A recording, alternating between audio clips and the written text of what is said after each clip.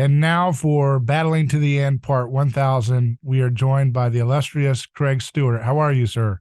I'm doing well, David. How are you doing? Great, great, Illustrious, my goodness. great having you back on. And I know that you are off trying to remake geology as we know it. So you're a very busy multidisciplinarian fellow here. Uh-huh. You are sending earthquakes across different geological theories, aren't you? Oh my goodness. Well, it is very interesting stuff looking at the way in which some of these, or not some of these as if it's plural, but new ways of looking at astrophysics might have some really interesting implications for how we look at even things like physical geography, which people imagined was pretty settled and pretty straightforward, but looks like it's in for a pretty big upset. So Well, with that said, let's go back to things hidden since the foundation of the world, the cosmos that we find in the book Battling to the End, the last book by Rene Girard. We're on chapter 5. Holderlin's sorrow is this. I'm going to use your notes here, which the audience doesn't have, but it just reference different nuggets that you've pulled from these chapters. Rather than the Gospels within history, all of history is set within the Gospels. What does that mean in your notes here from chapter 5? yeah, Girard does it like so. If we're looking at the Gospels as the culmination of the revelation of humanity, all of humanity is caught up within scapegoating for all of its foundation. The whole story of all of our human origins are set within this misapprehension of human violence and sacrifice and false religion and false forms of the sacred, instead of seeing the gospels as one event that takes place within the larger trajectory of history. Rather, we can see all of history inside of the gospels, so that the gospel is actually the event from which we can understand the future of humanity. And so here Girard kind of vacillates in terms of how it is that we look at Golgotha and the resurrection in the light of that. And by here, you mean chapter 5 or just that particular part of chapter 5? Just well, I mean, the whole book is Yeah. is sort of an examination of that exact point. Is what does the future of humanity look like when the gospel has gone out to the world, and it seems from the point of view of the reorientation of humanity from one of mimetic rivalry and violence towards one of love, that at best the results are ambivalent, and at worst you might say that it's been a complete failure. I actually think I have personal criticism in terms of the way that Girard has looked at it, but certainly for most of the text, he leans much more heavily on the side that it doesn't seem like humanity is going to choose to give up its violence, and instead it's going to continue on in the trajectory that then seems inevitable. There's no freedom from the point of view of mimetic rivalry. Freedom only opens up within the space of love. And when you say giving up its violence, does that include all the things that are not physically violent, like the violence of annoying ads telling you to eat Snickers or something? Well, I mean, if we Is looked at humanity if supposed to give that up before it's all complete or something? well, we can imagine, like, eschatologically what's going to be around in the kingdom of heaven at the end of all things, right? I don't know if Snickers ads flashing on billboards will be in the kingdom of Well, I just will hear be. that from all the fashionistas. They're always talking about, what do you mean by violence? Advertising is a form of violence. Yeah, well, I think it's much like the way that the strain that I like in Christian, say, liturgical history or understanding sanctification and salvation has always been, you can kind of think of sanctification as something like a pyramid where you can proceed up to higher degrees of more and more sanctification and holiness. And so I think the same is true of violence. First there's like the most horrible level of violence that we all understand, but then, yeah, there are these other dimensions of violence that maybe aren't the same as the obvious forms of violence, but are still far away from the call of love that Jesus himself lays out for us as the ideal within the Gospels. And so my question is, when you say Gerard doesn't think humanity's going to be able to get rid of its violence, what does that encompass? All those different levels of violence, or just the ugliest violent Yeah, physical I think I forms? think I think in this text he's really actually just honing in on the ugliest forms of violence in terms of war, right? That we see this acceleration of the expansion of globalization, the expansion of mimetic rivalry, and the inability to contain violence with violence anymore, right? So that we've developed weapons to such a degree that all that remains in that type of environment is the elimination of everything. There's no smaller sacrifice that can be made to sacrifice in the archaic sense to resolve the larger violence. And this brings up a point that I wanted to talk about, to touch to the news, is this, that the former president of the United States has been raided in his home and all this. And now the bureaucracies are coming out, and the attorney general is saying, well, this is all very, by the book, and this is all about the integrity of the law, and nobody is above the law. We're just trying to do our job. And what you can see in real time is something that I've been talking about for many years, is this idea that the language of, we call it officialese, is one word used. Yep. Officialese is like a vestige of mythology, because you can see something. Watch. It's a vestige. It's not the same. Yeah. It's a deconstructed vestige, because it's not going to be as all encompassing and as structurally, pervasive as mythology would be, obviously. But when you see something like, oh, a former president has been raided at their home, and then you're like, wow, that doesn't sit right. No wonder they didn't videotape what that looked like. No wonder they kind of hid that a little bit. They didn't feel quite confident in doing that, but they still did it. And then they come out with officialese, and officialese is the kind of like a mythic telling of what just happened. What has just happened is that this is just standard procedure. Nobody is above the law. This is not about politics. We're doing everything we can. Just do everything we can. And so it kind of lulls certain people who have suspension of disbelief back into comfort of being, well, I'm unsettled viscerally, but that officialese makes me feel like this is safe to go along and continue doing this. Now, this is the perpetuation of mythic concealment of violence, right? Because it's words, and the way you present them are performance art, and words are containers, they're signs, and they are designed in the way these are being employed to conceal vulgarity, to conceal barbarity. So this is what the priest would do. Okay, we have to kill this virgin because this is just part of the process. So we're going to chant the thing together, and here we go. And it's just part of rain. There's nothing to it. This is not a random violent savaging. There's nothing unofficial about this. This is all very much part of the rain dance. And here we go. Thank you very much. Let's have a nice. That's their version of it. They did it in a different way. It was a little bit more, well, tribal. It's interesting. It's the same thing. It's a continuation of the same thing, just in a different form. It's the same thing in terms of, all of those attempts to cover up and to organize, the mimetic apprehension of the event, and to use it as a means of legitimizing the violence against the innocent victim, right? So that's obviously there. But what's so interesting though is that it is just how much it doesn't work anymore, right? Right. That's what I was. There's no unanimity that gets exactly. That's the second part, which is the good thing.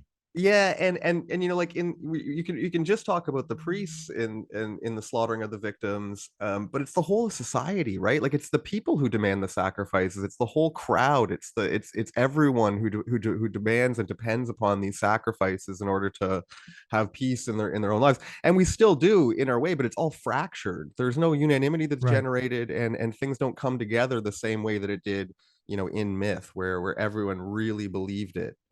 So to me, this is a sign of positive change. This is not a sign of, well, it's all falling apart. Humanity failed. I actually think this is a sign that humanity is slowly but surely waking up to the revelation of the gospel, which is what I've always said: the stone the builders rejected has become the cornerstone. And the more that people perceive a stone being rejected in an unfair, oppressive way, the more it creates, what we call martyrs energy, where people are like, you know what? Because I can't tell you, people who I know who hated Donald Trump now are saying, I actually think this is messed up. So people who hated him are now what I'm trying to illustrate is that wouldn't have happened in earlier periods of history. Having a vanquished foe being sacked would be like the gods are doing what they're supposed to do. The gods have brought their justice. this person should be squashed like a worm, and we should salt the earth from which he had his house there. That's the way of the old order. Like, if you're a loser, you're a loser, and you deserve to get your just overthrow and defeat and conquering, because the homeostasis God structure demands that you lost and you get defeated.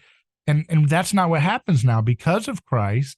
When people feel like someone's being wrongfully persecuted, even if it's someone they hated, it starts to there's a new sign rule that God has put in place because of the cross that undermines those things from being able to create that unanimity and that consensus to purge. Well, Does that make sense? That's a good thing. God be praised for that. it's yeah, amen. And it's a weird thing for the powers of violence by whom the whole world is structured when God interrupts into history and says that he's on the side of the victims. Well, that creates a bit of a catch-22 in terms of how the powers and principalities are going to continue. It's a trap, right? That's why they call it. Isn't that why the gospel calls it a trap? It's a scandal. It's a stumbling block.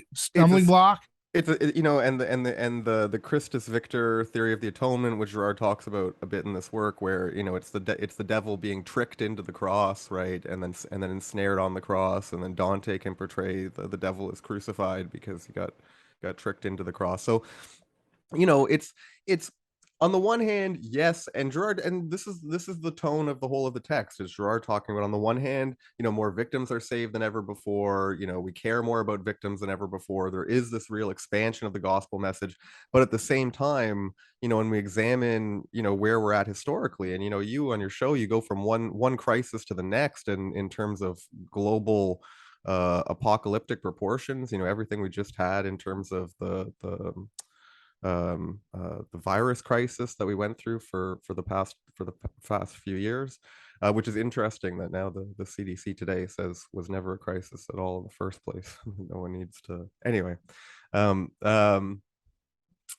you have this whole evolution of human history, and Girard's positive side of this is, just to skip down a note or two, which was that if we think of hominization as a process that is incomplete, right, that it's not like we became anatomically modern humans or behaviorally modern humans, and that's when hominization was really complete. Instead, if we think of hominization as also going through this whole process of coming to an awareness of who God is and who we are, and understanding our place in the world, then 2,000 years is a short period of time to the millions of years that we would think of in terms of the history of hominization. And so from that end, then you start to think in terms of a process that is still maybe a long ways away from really being fully completed. But on the other hand, the precariousness and difficulty of the geopolitical situation in which we find ourselves when we have such dangerous weapons, and it doesn't seem like we have the capacity for love and wisdom to wield them properly. Yeah, you say that. However, because of humans themselves, the destruction will take time, of course. 2,000 years is a short time compared with millions of years in terms of the destruction of the sacrificial mechanism. Yeah, that's right. The destruction of the old order of that was responsible for the organization of human But it's beings. interesting that the New Testament is filled with this language of like the old order of demons being overthrown, and the new cosmic order emerging with Christ subduing the powers. Yep. This is a process. It's going to look ugly in the process because we're not very good at doing our part. Yeah, no, which it's just at a real, it's so puzzling, just when we think of our own existential experience. We know that we want love, right, at a really deep level. We know that love is the right thing at a really deep level, and yet we find it so difficult to actually practice love, and that's the strange mystery of iniquity that lies within us all. And what about this point, Holderlin's recognition of the difference between the archaic gods and Jesus Christ revealed in the Gospels? First, a little bit about Holderlin for those who don't know that name, just quickly. Yeah, sure. So this is contextually within the chapter where Girard really gets into zeroing in on Holderlin as an example of someone who moves from this process of, if you like, external to feverish internal mediation, and then into a place of through conversion, what Girard will end up calling innermost mediation. So there's internal mediation, and then there's innermost mediation, and he uses Augustine's Deus interior. I can't say the Latin properly. God who is more interior to myself than I am to myself. So it's a repudiation of him using the same quote in Things Hidden Since the Foundation of the World, um, where you move into the space of innermost mediation, which is the space of love, and it's a space that keeps a proper distance in terms of its relationship with the others, as we'll see in terms of the development of ethics that Girard doesn't exactly develop an ethical system, but he develops some really interesting ethical principles or ways in which we can think about what the right way to live mimetically with each other really is. And so Holderlin is, Holderlin and Schiller and Hegel, they have this project in the it's a movement from within the Enlightenment to bring about new gods for the new age of reason, which was dawning at the time. But Holderlin recognized that there was just this fundamental difference between all of the other gods, and those are the gods in whom they would attempt to create, and all of the archaic gods, and Jesus Christ. And so it's within his poetry that ultimately, in going through his conversion and in his work, there he's able to show this difference and to recognize that there's a difference between all of these gods of violence, of triumph, of victory, of glory, of pride, and the way that Jesus proposes for his disciples. Now, so what is Holderlin's recognition of the difference between the archaic gods and Christ? Yeah, it's just him recognizing that the archaic gods, are based off of the glorification of the different aspects of mimetic rivalry, Can you that give they an have. example of that? um in The the text. glorification of different aspects of mimetic rivalry, like the god of wealth, like that. Yeah, sure. I can pull out some of the poetry from the text if we want to go Is through he that. okay? This one.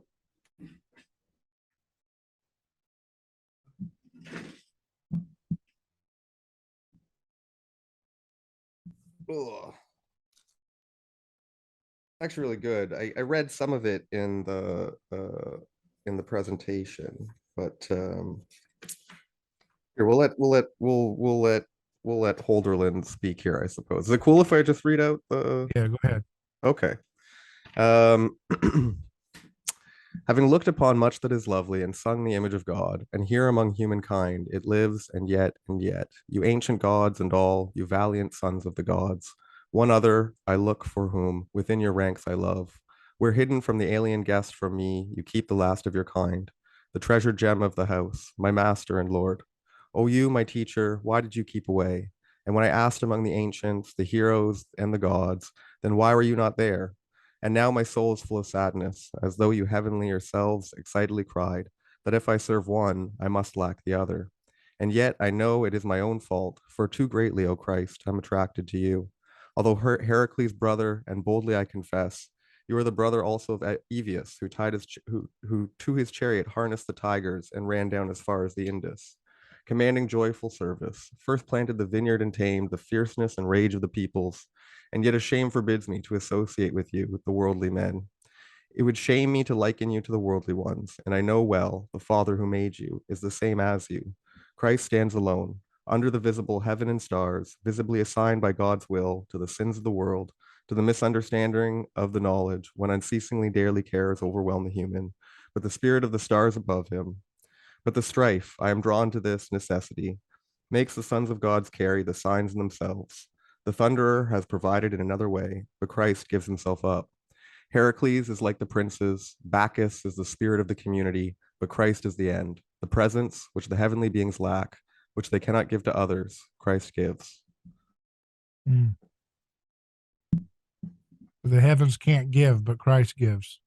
Yeah, the others, Bacchus, the spirit of the community, and Heracles, victory and triumph, and from within the space of victory and triumph and rivalry and what the mob wants, they can't give to each other, but Christ gives, and then having given, we can turn and give to each other as well. We don't need to be bound up with all of the dynamics of mimetic rivalry, which ultimately lead to a place of decomposition and death, right? They lead to the aggravation or the escalation to extremes, or they lead to a place that makes communication impossible, right? Where you can't acknowledge the other, or have any kind of authentic relationship with the other purely because of rivalry. And we see so much of this in the way that even the way our communications technology has unfolded and what it's done to us in a lot of specific Yeah, ways. everybody just gets up there, and we're all guilty of it, of complaining about other people's philosophies and ideas and how ridiculous they are, you know?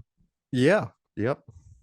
Is that a good thing or a bad thing? It depends on how you look at it, I guess. It does. Well, it depends on where this thing is going too. And I think, it does seem simple enough to me that it really is. If we engage and move forward with love, then I think all will be well. And if not, then I think it will not. Religious history, the gospel narratives, regardless of when they were written, are set before the destruction of the temple, which inaugurates the time of the Gentiles, the time when sacrifices are taken away. Yeah, this one is really interesting because there's so many historical critical scholars that focus on when were the Gospels written, and one of the major um, one of the major indications that they use that they must have been written later was that Jesus couldn't have predicted the destruction of the temple. But of course, if Jesus was who he said he was, then I don't think predicting the destruction of the temple would have been a very small affair, or it would have been a very small affair. But instead, Girard says, no, just treat them as texts and look at them from the way in which they're composed. And what they're showing is that once the temple is destroyed, that we're in this new situation called the time of the Gentiles, and this is when the sacrifices are taken away and the gospel is going out to the rest of the world, and this is a period of convolution and difficulty until if you like, the new temple of the new covenant is comes down from heaven and is firmly established. So it's this in Some between Christians space. believe there's going to be sacrifices resuming again. Do you believe so? I don't believe that Christians could believe that. That's There's there's millions. You didn't know really, I that? didn't. No, You didn't know I the didn't know. millions of No, Christians believe that the third temple will be rebuilt and sacrifices will resume. is this like is I don't want to. I mean, this is where who believes this? Is this like what's the Some of what the end times, like Oh, okay. Yes. Okay. Rapture type of theology or stuff like that. Yeah. Okay. Yeah. Well, certainly not. Right. No. We know that we are members of the new covenant, and the new covenant has already come and is coming and will come. And so that time of the temple is the time of the old temple of the blood sac. I mean, it says in Hebrews. I don't know how they reconcile themselves to the book of Hebrews. Christ's sacrifice was the sacrifice to end all sacrifices. So there's no blood sacrifices anymore. Something about finding a red heifer without a blemish or something, and they're going to resume Well, that's in the sacrifices. Old Testament. Yeah, yeah, Yeah, but yeah. isn't that like they think it's like a futurist prophecy or something? Oh my goodness. Well, I don't know. I don't know how they're reading things or putting them together. But this is You not how just stepped Christian. on somebody's late night You're right. televangelist I feet. You know. just I stepped on a know. televangelist feet. They're not I happy. did. So I let me mea culpa from You're not going to be to get that free prayer shawl in the mail. Oh A no. Well. televangelist, if you call now, 1-800. Reality is not rational but religious, or rather simply that rational and religion converge together. Rational only possible because religious is rational. Oh my goodness. Yeah. What Well, is this? here we dig into one of the areas of the text where I'm most interested, which is the relationship of something that we might call like philosophy to theology. And really what seems to come about is that we tried doing philosophy for, take your pick, 2,500 years. And I would say that there were some strains of philosophy that led to the conclusion that reality is simply religious, but it was always at a distance, and it was always without discovering the centrality of sacrifice and the way it is that religion actually functions for human beings, and what we're caught up in. And so Girard has this quote in the text where I think he says, um, the move from crisis to reconciliation that takes place through sacrifice and archaic religion, it's not rational, but it's not outside of the scope of reason to understand. And then the revelation of that is not something that we came about we erected for ourselves, but rather something that was revealed for us and to us in order to make possible a right relationship with God and with each other. And so then we just end up finding, if all of that's true at the level of the anthropological, then what is the space in which we find ourselves? Well, we find ourselves in a religious space. It's just that the reality that we inhabit is so the way. One thing that's interesting about it to think of this way it's proper that there's a division between nature and supernature, if we want, or physics and metaphysics. I think that's fine, but that ultimately we can't look at one without seeing its dependency upon the other and realizing that we inhabit a religious universe where things are meaningful rather than meaningless. So when you say powers and principalities are continually set against themselves, i.e., the heroic model, acquisitive desire sets all ambition against itself. Paul both believe and not believe in the powers. What do you mean by this note? Yeah, there's a lot here. So the heroic model, or the model that you say fascist societies, or actually, I mean, really, it's look at even the market economy or any society. The models that they set up for people to imitate are to be the best, to be number one, right? To compete and to win the contest. This is the heroic model.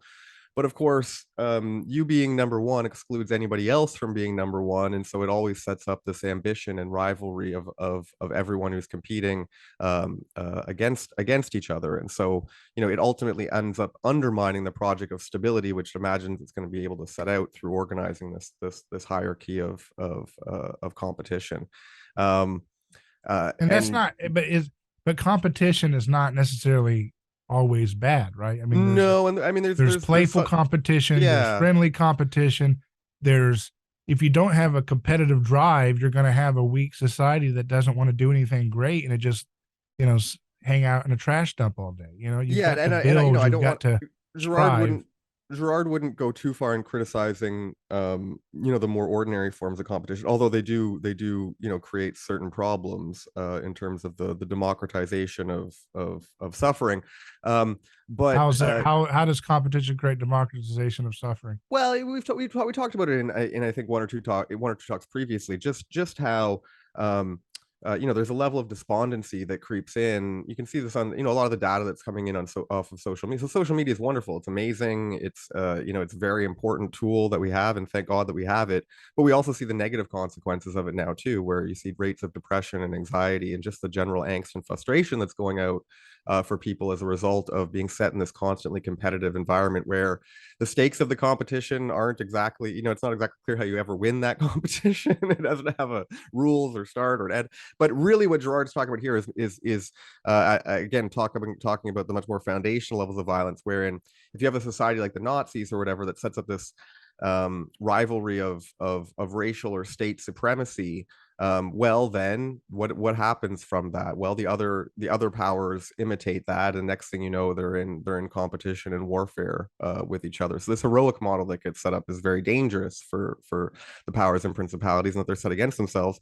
And we could get away with a lot of that before, but we're not in a situation where we can really get away with that now. So and the advice that Girard pulls out from St. Paul is, believe in the powers and principalities in the sense that they have a function and it's an important one, and there is something there that's important. Honor the emperor, be good citizens, all of that stuff, but to not believe them in any kind of absolute sense. That they are founded on all of these very problematic dynamics, and it almost Paul almost recommends a kind of distance for Christian communities. There's do the respect thing, participate, but keep your distance in terms of your own, not giving everything over to them, not selling your soul to them, something like that.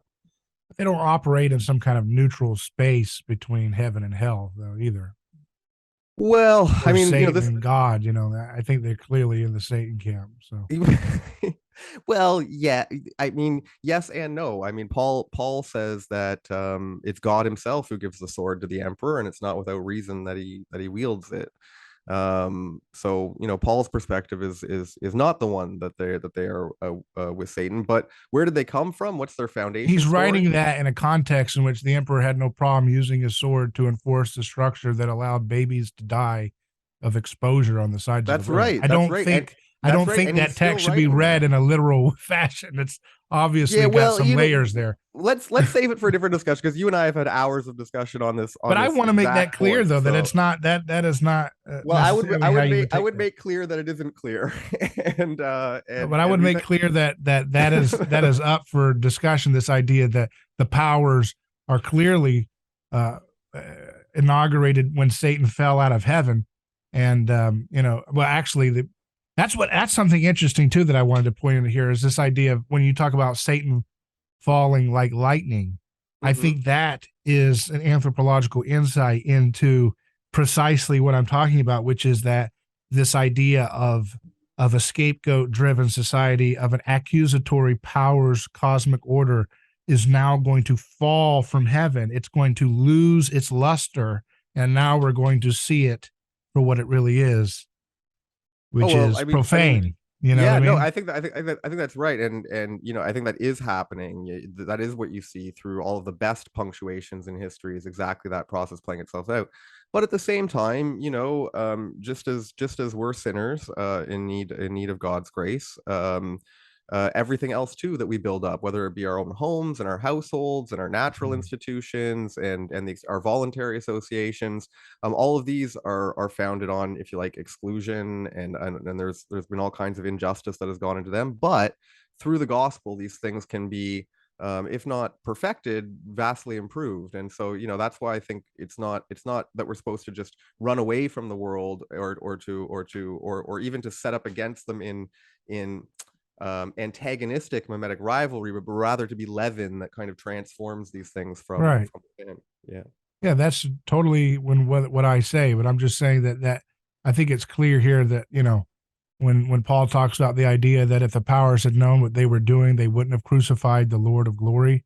Mm-hmm. And he's not talking about that in some kind of flippant way. I mean, that has very specific implications about the position of the powers in light of the gospel.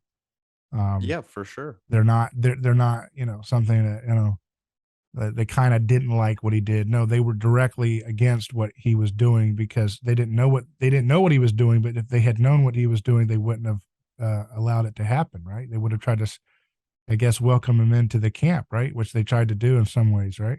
Well, it would, if it had gone that way, that it wouldn't it wouldn't have been a story that mattered, right? It was so I mean, I like we're look, we don't have a we, I don't like we do have a disagreement on the way on the interpretation of some of these things, but obviously I appreciate the full critique of the powers and principalities that is made in terms of the things that have been hidden since the foundation of the world being disclosed for what they are, which is tombs that conceal dead bodies, and that they doubly conceal them because they're dressed up as these wonderful civilizational tombs. But at the same time, if civilization is good, and it would be good to build an ever more improved civilization coming from. Without sacrificial initiation of violence. Yeah, that'd be great.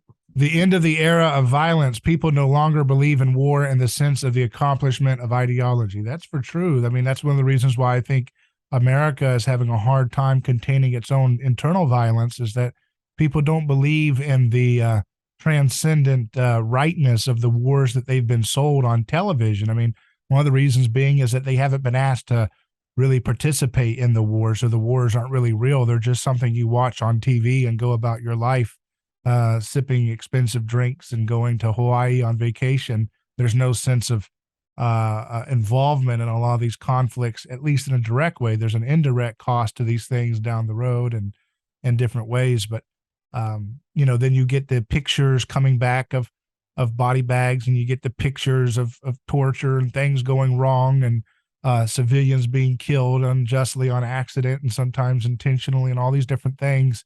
And it just spoils the whole grandeur of what war used to be for people in previous periods. I think that's an effect of media ecology, the environment of the media, that Mm-hmm. having a much more penetrative look at the mechanisms of war, right? I think that's a big point, and that's right. I think too, as well, um, not to put it in political terms exactly, but just in terms of the way that history is unfolding, is that we've become more, I don't even want to use the term, but cosmopolitan in the sense, or globalized in the sense of recognizing the humanity of everyone, so that there really is, from the point of view, I think, of more Right. and more people, the priority of the person over and above the nation, right? So it used to be, was nationalism before everything else, but now around the world there's more of a recognition of the priority of the human being, and that's really increased. And from there, war looks in increasingly unjust And the and only way they're able to overcome the priority of the person over there is by justifying their attacks against those persons through victimology. We're doing Right. Yeah. this because, Well, so it's always, more myth, we more can myth. kill the Afghanistanis because we're going to put up a Kabul mural of George Floyd. And it's, they need to learn Yeah. Yeah. feminism, and we're just trying to help them to stop hurting each other. And so as long as you have that officialese there, that is, again, that mythic cover up, this is why we're doing this. This is, But it doesn't work. No one, it no one, doesn't. no one believes. No Well, one some believes. people do believe it because that's You're, why they're able to do it. yeah, but it We doesn't. got to get It that number down. well, yeah, but it doesn't produce the same unanimity and closure that it did before. And maybe in the moment people do believe in it, but when we look back, we see more and more, what things were for what they really were. From And a Girardian standpoint, how do we deal with my guyism? This idea that my guy does it, it's okay. Because they're, mm, if we look at the left or the liberal project or whatever, the Democrats in the American context, they were looking pretty Girardian good on war, like back in 2004 with Bush. I've talked about this right, before, yeah, yeah, but yeah, so yeah. like they were on the right track. They were going in a good direction in some degree. But then when their guy gets in, okay, it's okay, and it's like, how do you get over that? Well, it's How difficult. do you solve that so that there's like a permanent state of displeasure with these wicked wars on both sides, no matter which little muppet's in there? Yeah, it's right. And one thing that you really see is just the priority of just how mimetic we are, that how much of our desire is appropriated and we follow along with our model. So, if I'm a model, if I identify as a conservative or a liberal, then automatically the desires that are coming down from on high in terms of mediation are ones that they seem right to appropriate when it's my guy or my team that's doing it. And so you can see that, and you also see the origin of other cognitive biases too. It's right, like um, uh, X does Y and I dislike X and therefore Y is bad, right? You see that one played out all the time. Just for people, these are shorthand mimetic heuristics that people use to evaluate the world and what it is that they should do, what it is that they believe. And I don't, how do you get around it? I don't know, first of all, but second of all, I think the answer has to be something like setting up a superior model to the alternatives that are on offer. And the problem is that when you have so few positions that are able to make it to the points where people pay attention in terms of mediation, then you can be left with imitating the stupid one or the evil one, But and that's the best we can do. I talked to Ron Paul, next week, and he says, that he's against the wars no matter who's in office. That's a type of mimetic model to imitate that is transcending of the rivalries between different factions, right? That would be an It example. is, and it's you- I think that's right. It's just I'm hesitant to say that any kind of pacifism in the situation that we're in right now is going to also offer an easy opportunity. Yeah, he's not. So certainly, I want you to have make to. clear though, we're not talking. Ron Paul's not a pacifist. I'm just saying. So Okay, I'm just yeah, saying that, like, but what I'm just saying is that an example. I'm not saying anybody's a perfect model. All I'm saying is that's an example of a national role model who is against things no matter whose team is in power, including yep. his own team. That's what That's I'm trying to get at. yeah, no. I think well, there's all kinds of Because there's you have to have people model the right behavior if you're going to get culture to change. So you need like lots of people who have principled stances on things, whether their team's doing it or not. That's kind of yeah, how you model that out of and culture. the, and, Is it, that and the even more the twist that gets thrown in is that the people who really consciously try hard to set up themselves up as good models for imitation have a tough time competing with the edgy, violent models who get the passions whipped up and who are capable of attracting all of the mimetic attention, right? So it's not very simple and straightforward in terms of you can need you make incredible. your rhetoric sizzling but your message peaceful? Can you Yeah, do that? Maybe that. and I see in your show especially trying to walk that line and to do it well, and I think you do a good job, and I hope more people can come forward to do more of the same, because it's really important. Escalation of the powers and principalities to erect an ever more precarious order. What do you mean? That they're trying to do more and more globalist? It's very precarious to try to create this Yeah, superstructure of a global order, right? With messaging communicated in the same way around. Yeah, and if you look at the ever more insane proposals that are put forward that everyone's supposed to get on board with, um, there's the increase in terms of the means by which control can be exercised, and yet it seems more and more precarious than ever before. And the more integrated and powerful things become, at the same time, that power seems ever more precarious simultaneously, which is very, very strange. Christianity brings war and destruction to the old world. What do you mean by war? Well, Christ is making war, just everything we've been talking about from the Yeah. beginning. He's making war on that old order and doing it in a way that is unexpected from the point of That view of power. beats it from its own overreach. That's the That key. Well, God comes in on the Christ side of the destroys it from its overreach. yeah, and God coming in on the side of the victims was a Mhm. real upset for the powers and principalities, you know. New rationality at the completion of harmonization. You're saying we're going to reach a new rationality when we complete our harmonization? Yeah, and this new rationality is of course participation in what Girard would now call the rational religious, right? That's what if humanity is able to make it through without going through Golgotha, then that would be what it's supposed to look like on the other side. Now you get into this thing called ethics. Girard uses Holderlin as a model, understanding the pattern of renunciation and also showing how the poet interpreted the difference between the archaic gods that could be appropriated, Nietzsche, versus the god of love. This is the closest Girard ever comes to the development of a normative system, working through what moral relations are in the light of the reality of mimesis. Never mentions, but the conclusion is strikingly similar to the formula of loving detachment of Saint Ignatius. Yeah. Yeah, so Holderlin, of course, he's engaged in this ferocious mimetic rivalry with Schiller. His whole being depends upon being able to be a greater poet than Schiller, who's his very close friend and poetic rival.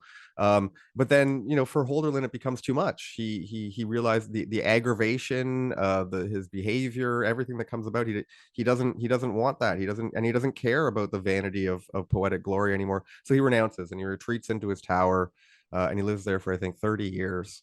And he put He never got distance. sunlight in the tower. Or? I don't know if he got sunlight in the tower or not, but I was trying to but say maybe his ambition dropped because his testosterone dropped, lack of no, vitamin well, D. Girard is actually so it's interesting because some people talked about Holderlin's sexuality, and Girard gave examples from Holderlin's letters with his lover that his sexuality was just fine. He was in fact he was just he had it. He was not all that concerned about it. So I'm sure his testosterone was all right. But no, he just realized that it was in the renunciation of that spirit of mimetic rivalry that he found peace.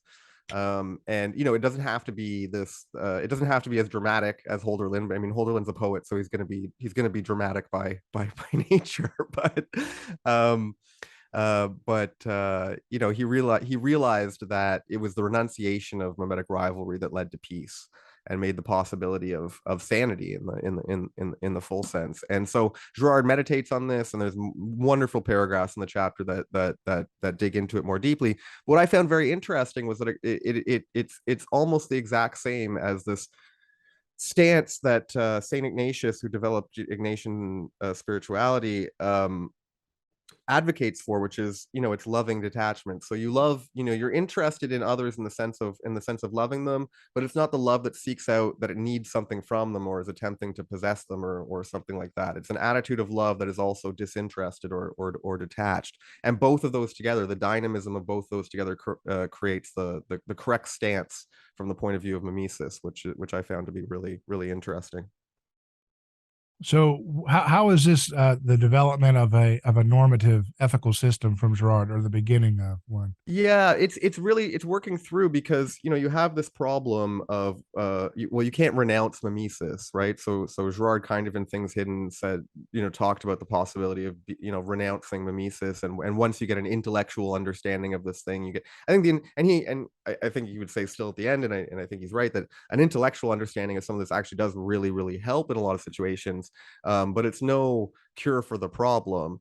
that we are embedded mimetically, and that all of our relations are mimetic, and there's no real way out of that. So it's like, well, if being stuck within our mimetic situation, and not stuck in a negative sense, because everything that's positive about us in terms of our dynamism, our creativity, our love, our affect, our emotions, all of this is from mimesis. So within that, what do you do, and what's the right way to be moral in that particular situation? And so he works through and develops this, takes from Pascal as well, saying, Pascal says, to view a painting, you have to be at just the right distance. If you're too close, you won't be able to see it properly. If you're too far away, you won't be able to see it properly. So you need the right measure of difference, and the right attitudinal stance towards the other, and that's how you cultivate good mimetic relations. Easier said than done, right? Oh my goodness. If you manage to be able to put it into practice, let me know, because I struggle with it. The right distance, the formula becomes something like loving indifference or loving detachment. Too much indifference is cruel, and too much love can simply be mimetic.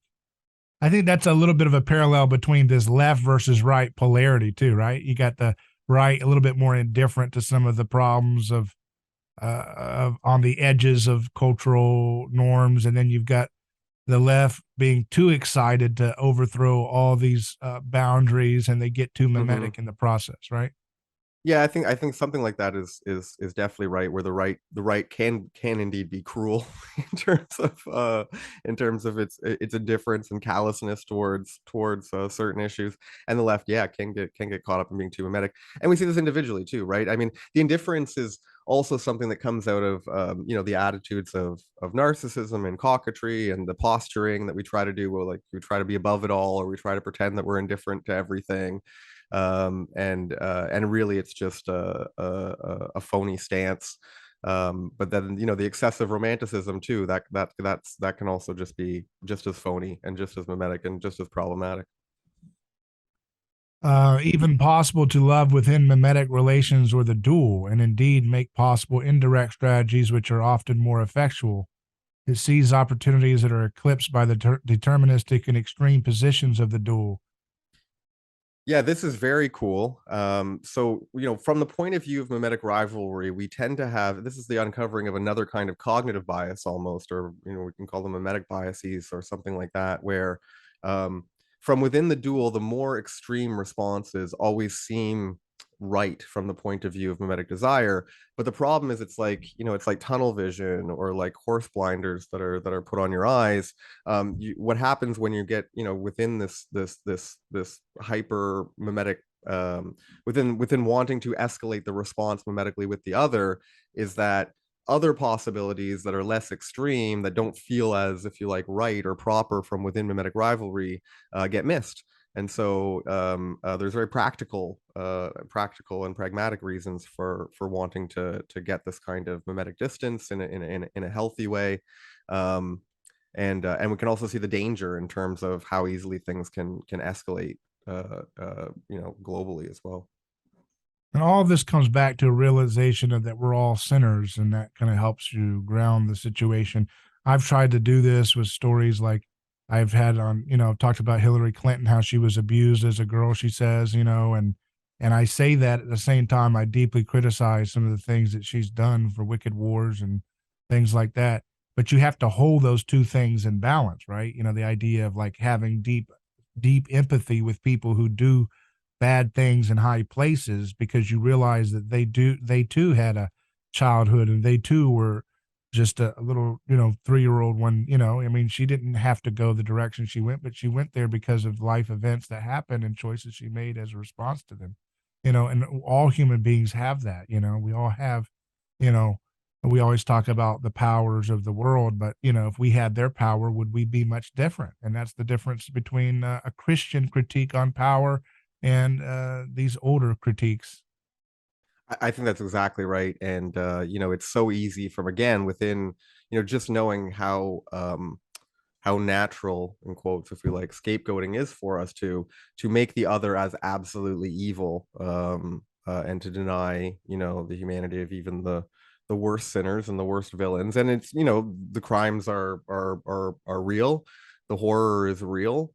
and you don't negate that, but at the same time, no human being here is absolutely evil, and we're all sinners, and we've all participated in the same patterns of desire, even if we've never gone through with them to the full extreme that's enabled if you happen to be in a position of political power or something like that. There's other notes here from your chapter 5 points, but it says, I want to pull this one out in closing: order of bodies slash flesh slash mimetic zombies to the order of the spirit.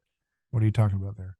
Yeah, well, this is the move that goes with innermost mediation, right? Is that we can move over from, St. Paul talks about the flesh and the spirit. It'd be also nice to think of it in terms of, just being mimetic zombies, in terms of not understanding how these mimetic dynamics really work, just being solely driven by mimetic desire, following our heart in the worst sense of the term, to moving over to the order of the spirit, which is a lot more free, even though it's an order of the spirit that's bound up mimetically. So And you know what? um Go go ahead. ahead. No, you go ahead. But the interesting thing about this, you're talking about the order of the flesh, and I've been writing and thinking about a lot this idea that we're dealing with Gnosticism and a hatred of the body. And Mm-hmm. it's interesting that, like, when you I'm not sure assume, that that's like not just a dead horse that people just keep whipping for no. I don't know. Anyway, I'll say my point. You go ahead. well, whatever you want to call it, is that there's a hatred of the body in our culture today, which ends up making you become ruled by the body and flesh, fleshly desires in a weird way, Yep. because there's a hatred for the body as reproduction. You're not supposed to Oh, have a okay. Yeah, yeah, child, so you're yeah, yeah, supposed yeah, to yeah, you're yeah, supposed yeah. to divorce a marriage union from childbearing, and sex from that. You're supposed to take hormones to mutilate your ability to reproduce at the young age. They want to start kids on hormones. They want to mutilate genitalia. They want to tell you not to have kids because the planet can't handle them. They Mm-hmm. want to tell you that your immune system can't fight off diseases, as well as patented new products. That's another hatred of the body. They tell Yep. you if you're morbidly obese, to just embrace it. That's healthy. That's another hatred of the body, because that's caused by artificial foods and toxins that shouldn't be in your body. And you wouldn't look like that if you weren't eating those toxic foods that you didn't know were toxic. So Yep. they're always hating the body. I mean, it's just like with war. These people are saying, oh, no, we hate mean words like some politicians use, more than we hate mean bombs that blow people to hell while they're Yep. using clean words. So there's a hatred of the body there, in the Yep. hypocrisy of words being more important for millions of people than bombs and blowing up people into smithereens. Um, so all of those are examples of a hatred of the body, and then of course now there's this transhumanism of go on the metaverse, Mm-hmm. stay away from interactions with people during the pandemic. Hatred of the body. You can't even put your feet on the soil anymore to get grounded on the earth. That's considered to be hippie, but it's not. I mean, just being able to walk around barefoot in a forest, you can't do that. You're supposed to stay in the house all day. Hatred of the body. Sunlight Mm-hmm. doesn't do anything good for you. Hatred of the body. Stay in the house. You know what I mean? This whole hatred of the body encompasses so much of our daily culture. But at the end of the day, hating the body has this inverse connection to, like, becoming ensnared to fleshly desires. Isn't That's it right. interesting? No, I do. I thought what you were going was like there's some critiques of Christians from within Christianity that they're like, that they're anti-body or something like that. And I think that that's a bit of a theological dead horse, that's like you got to be against Plato because Plato was like, whatever. Anyway, no, you're what you're saying there makes a lot of sense, and is very insightful, and it's interesting that it comes from also too this hatred of the spirit as well, the sense of hating God in a lot of ways, and in that spirit of rebellion against God, and then becoming totally enslaved out of that rebellion and that hatred. So that's very interesting that it would Yeah. be it's very In interesting order that to it would be hate the body, you the first have to hate the spirit and well, believe it's that you're a weird, like disembodied mind. You know what I it mean? It's would be this weird or trick it's you have to it's do. like it's materialists who end up hating the body or